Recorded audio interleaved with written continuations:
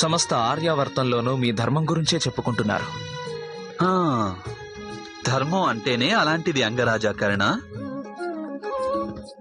ధర్మం గురించి ప్రతి ఒక్కరూ చర్చిస్తారు, కానీ ధర్మం గురించి మాత్రం తెలుసుకోలేకపోతుంటారు. అయితే మీరు చెప్పండి, ధర్మాన్ని తెలుసుకునే మార్గం ఏమిటి? ధర్మం వలన గౌరవం లభిస్తుంది అంగరాజా. జీవితంలో ఎవరికైనా అవమానాలు ఎదురైతే వారు ధర్మానికి కట్టుబడి ఉండలేదని భావించాలి. మరి ఒకవేళ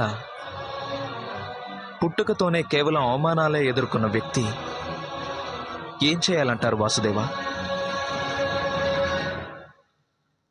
గౌరవం కోసం సంఘర్షణ చేయాలి, అయితే అధర్మానికి సహకరించకూడదు.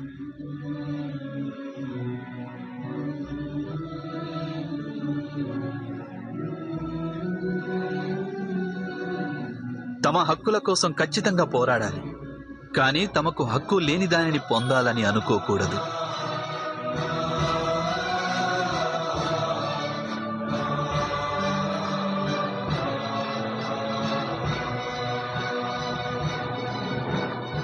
అంటే అర్థం ఏమిటంటే అంగరాజా, ఎంత పెద్ద పర్వతమైనా చిన్న నదిపై కూడా అధికారం చూపదు. నదిని అడ్డుకోవాలని ప్రయత్నించే పర్వతం ఏదైనా ముక్కలు కాక తప్పదు. నది మీది హక్కులు కేవలం సముద్రానికే ఉంటాయి.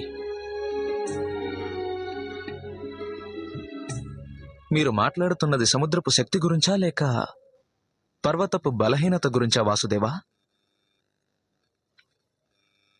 నేను నది నొసటి రాత గురించి మాట్లాడుతున్నాను.